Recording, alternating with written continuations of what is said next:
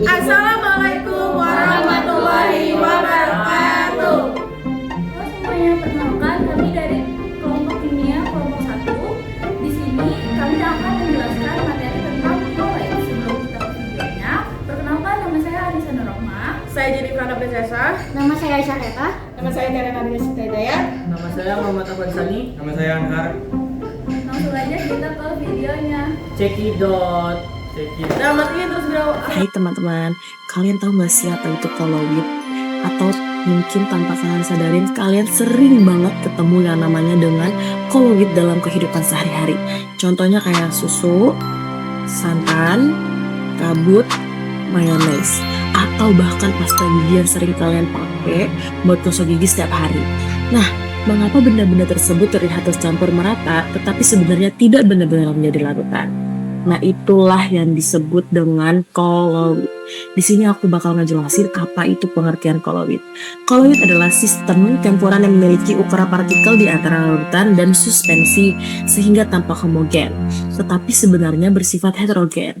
Materi kolowid ini penting untuk dipelajari karena banyak diterapkan dalam kehidupan sehari-hari, mungkin dari bidang pangan, kesehatan, kosmetik, hingga industri.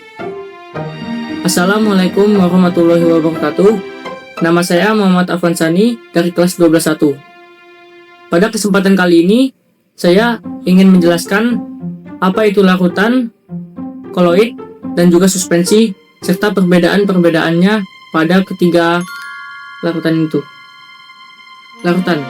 Larutan adalah salah satu jenis campuran homogen yang terdiri atas pelarut dan juga zat terlarut. Larutan juga bersifat transparan dan dapat ditembus oleh cahaya. Semua larutan yang sudah dicampur tidak dapat dipisahkan. Partikel yang terdapat di larutan sangatlah kecil, hanya bisa di zoom oleh teleskop yang memiliki super zoom yang sangat kecil. Koloid adalah campuran yang bersifat di antara larutan dan suspensi. Komponen penyusunnya dapat dilihat menggunakan mikroskop. Partikelnya lebih besar daripada larutan, tapi lebih kecil daripada suspensi. Lalu juga koloid tidak dapat disaring. Koloid bisa menjadi buram dan juga transparan yang menyebabkan cahaya menjadi terhamburkan.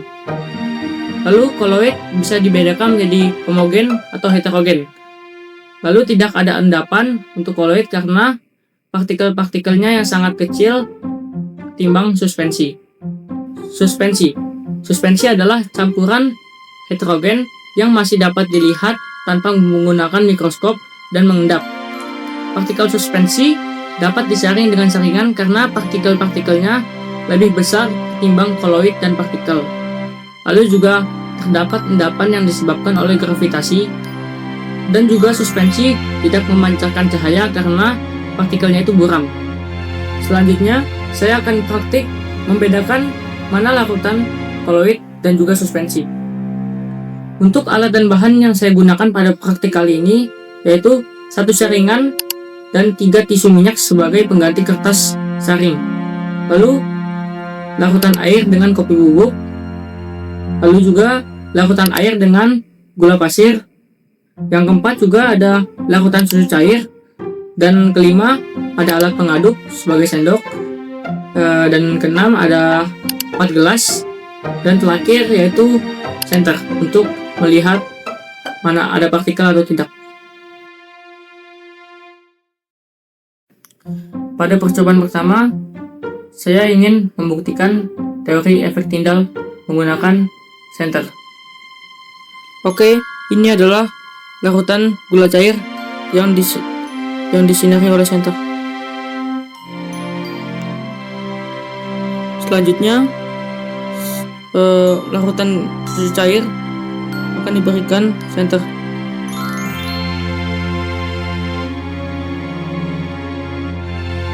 Selanjutnya, pada gelas ketiga yaitu larutan kopi bubuk yang akan diberikan senter.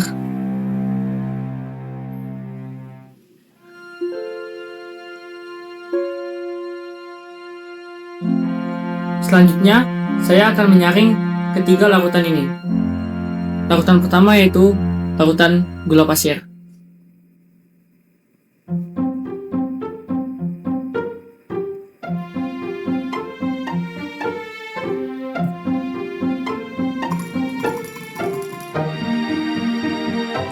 Selanjutnya, pada larutan kedua, saya akan menyaring larutan susu cair.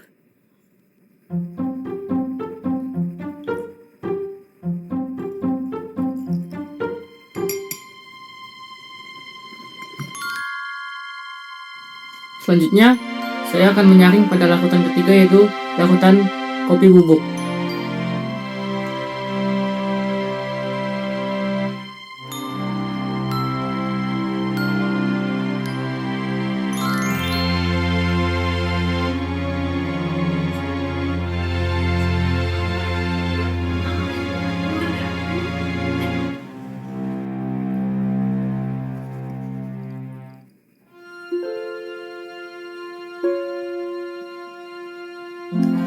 Setelah disaring larutan bubuk kopi, terdapat endapan bubuk pada larutan kopi.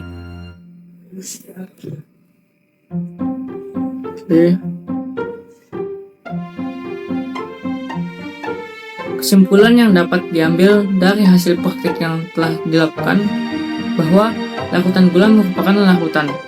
Dibuktikan tidak ditemukan endapan atau partikel saat disaring. Hal ini membuktikan partikel yang terdapat di larutan sangat kecil. Cahaya tembus pandang, transparan. Hal ini menyambung dengan teori larutan bersifat transparan dan dapat tembus cahaya. Lalu, larutan juga tidak dapat dipisahkan lagi. Merupakan salah satu teori dari larutan bahwa semua larutan yang sudah dicampur tidak dapat dipisahkan.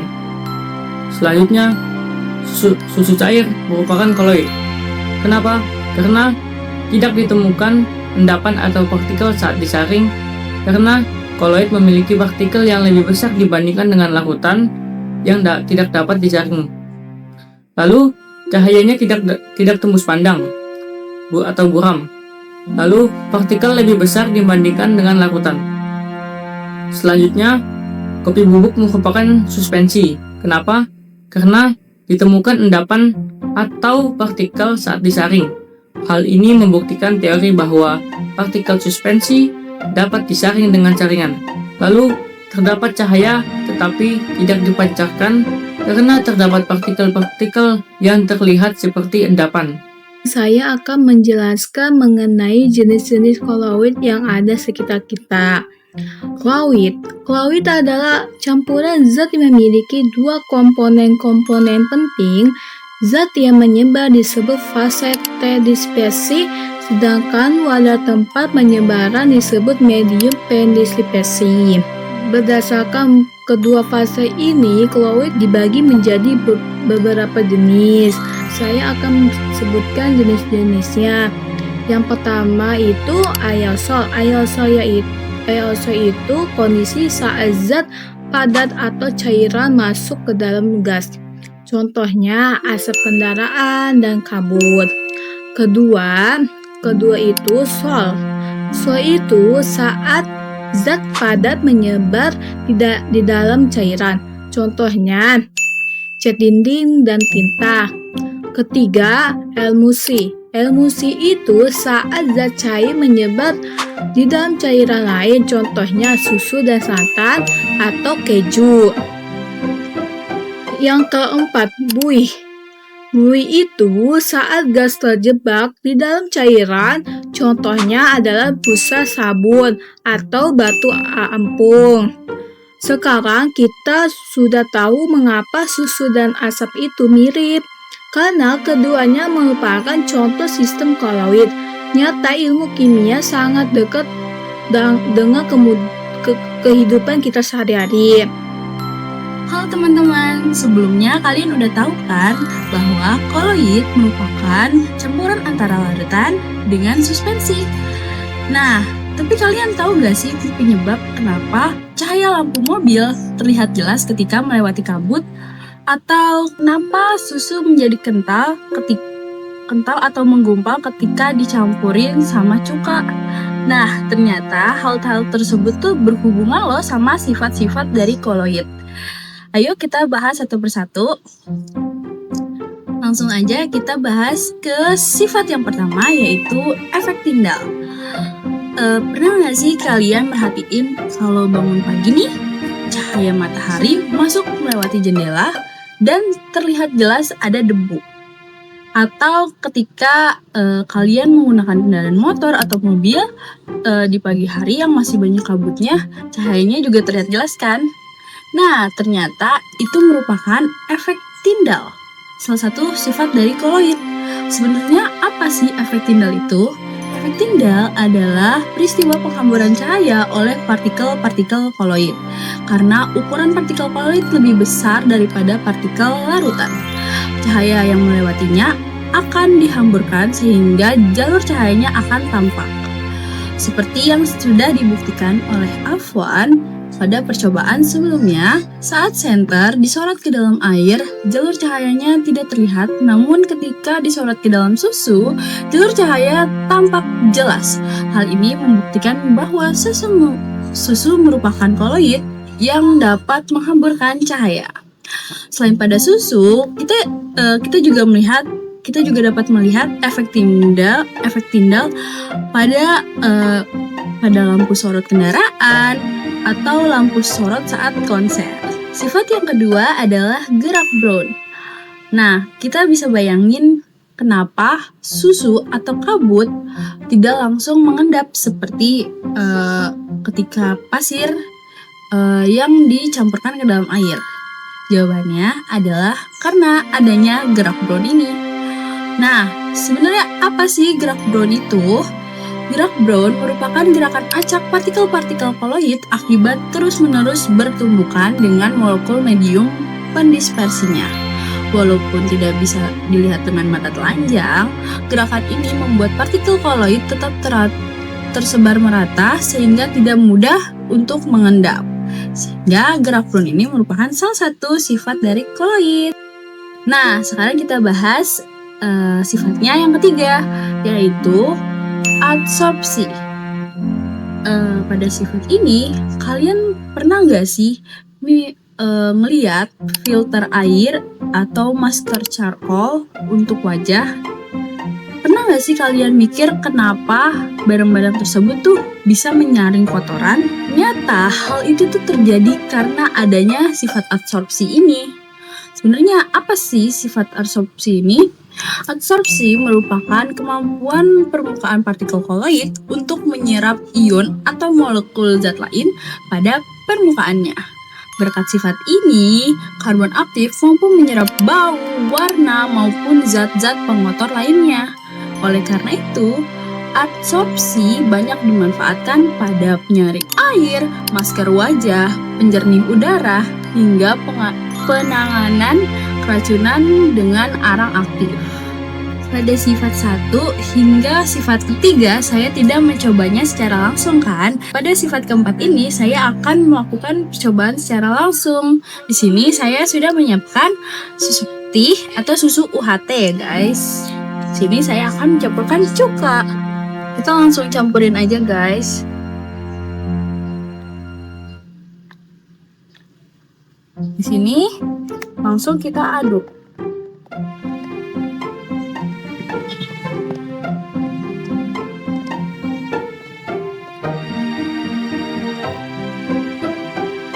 Ternyata setelah susu dicampur dengan cuka, susu tersebut menjadi terdapat gumpalan-gumpalan.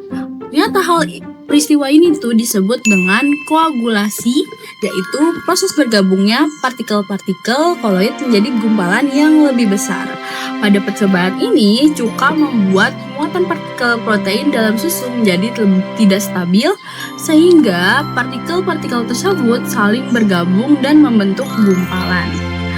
Koagulasi juga dimanfaatkan dalam proses penjerihan air, yaitu dengan menambahkan zat koagulan agar kotoran menggumpal dan mudah untuk dipisahkan. Gitu guys. Selanjutnya adalah sifat kelima, yaitu dialisis. Nah, pada sifat ini juga pasti tidak terdengar asing di telinga kalian, karena kalian pasti pernah mendengar istilah cuci darah. Ternyata proses tersebut juga membutuhkan atau memanfaatkan salah satu sifat koloid. Sifat tersebut adalah dialisis. Nah, apa sih sebenarnya dialisis itu? Ternyata dialisis merupakan proses pemisahan ion atau zat-zat larut dari partikel koloid menggunakan membran semi-permeable. Pada proses cuci darah, membran ini berfungsi menyaring zat-zat sisa metabolisme dan racun dari darah pasien, sementara sel-sel darah dan protein tetap berada di dalam darah. Itu guys. Nah, tadi kita sudah membahas kelima sifat dari koloid. Selanjutnya adalah sifat dari koloid yang terakhir. Sifat ini disebut elektroforesis, yaitu pergerakan partikel-partikel koloid menuju elektroda ketika diberikan medan listrik. Karena partikel koloid memiliki muatan listrik, partikel tersebut akan bergerak menuju kutub yang bermuatan berlawanan. Elektroforesis ini sering dimanfaatkan untuk analisis DNA, pemeriksaan protein, penelitian di laboratorium, hingga pengolahan limbah. Nah, itu dia penjelasan dari saya tentang sifat-sifat koloid. Jadi, koloid memiliki 6 sifat utama, yaitu efek Tyndall, gerak Brown, adsorpsi, koagulasi, dialisis, dan elektroforesis. Pembuatan koloid dilakukan melalui dua metode. Pertama, yaitu metode dispresi dan metode kondensasi. 1. Metode dispresi. Metode dispresi dilakukan dengan cara memecah partikel besar menjadi partikel berukuran koloid. Cara ini dapat dilakukan melalui teknik yaitu mekanik peptidisasi dan predik mekanik. Dilakukan dengan cara menggerus atau menumbuk bahan hingga halus, kemudian mencampurkan dengan medium dispersi. Contoh pembuatan sol belerang dengan menggerus serbuk belerang bersama gula pasir lalu ditambahkan air panas sebagai medium dispersinya. 2. Peptidisasi dilakukan dengan cara menambahkan zat pemecah disebut peptidator ke dalam endapan untuk membentuk koloid. Contoh penambahan larutan kalium hidroksida ke dalam endapan aluminium hidroksida yang mengubah endapan tersebut menjadi sol aluminium hidroksida. Busur Bredig. Cara ini digunakan khusus untuk membuat sol logam, misalnya sol emas dan sol platina. Logam yang akan dijadikan koloid diberi arus listrik yang kuat dalam medium.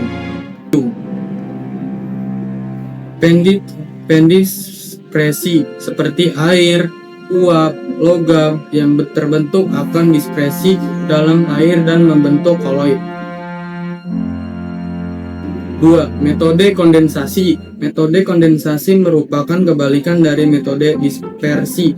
Cara ini dilakukan dengan menggabungkan partikel-partikel kecil ukuran larutan sejati menjadi partikel berukuran koloid. Proses umumnya dilakukan melalui reaksi kimia. Contoh, pembuatan sol emas dengan mereaksikan larutan emas. Klorida larutan reduktor seperti formaldehida. Reaksi ini menghasilkan partikel-partikel emas berukuran koloid. Assalamualaikum warahmatullahi wabarakatuh. Saya Syareta dari kelas 12 ingin menjelaskan mengenai contoh aplikasi koloid di berbagai bidang. Nah, pada bidang pertama yaitu dalam industri makanan dan minuman. Sistem koloid dimanfaatkan secara luas pada proses pembuatan produk sehari-hari seperti susu, kecap, saus, mayones, hingga krim kocok.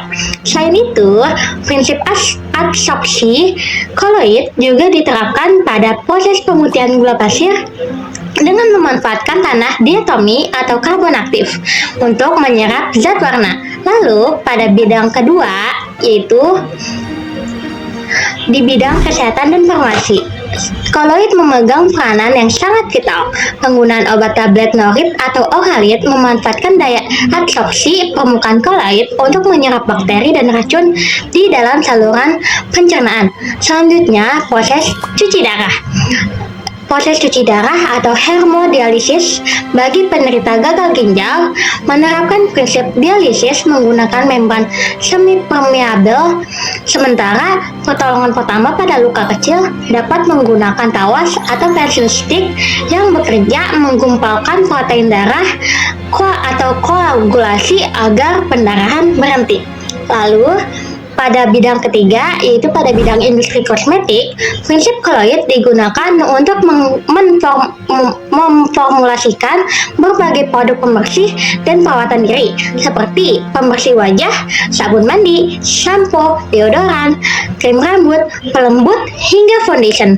Sementara itu, dalam bidang yang keempat, yaitu bidang industri tekstil dan karet, zat warna berstruktur koloid dimanfaatkan agar dapat terserap secara sempurna ke dalam serat kain, serta asam format digunakan untuk menggumpalkan getah karet atau lateks menjadi lembaran karet mentah. Lalu, pada bidang terakhir, yaitu bidang kebersihan dan penjernihan lingkungan, sabun dan deterjen bertindak sebagai emulgator yang mampu mengikat minyak atau lemak dengan air sehingga kotoran mudah terbilas. Untuk proses penjernihan air PDAM maupun air sungai, tawas aluminium sulfat ditambahkan guna mengkoagulasi partikel lumpur dan kotoran. Sedangkan penanggulangan polusi udara berupa pembersihan asap pabrik dilakukan menggunakan alat presipitator kotrel berbasis elektroforesis. Sekian dari saya. Wassalamualaikum warahmatullahi wabarakatuh. Sekian dari kelompok kami. Lebihnya maaf. Wassalamualaikum warahmatullahi wabarakatuh. Bam.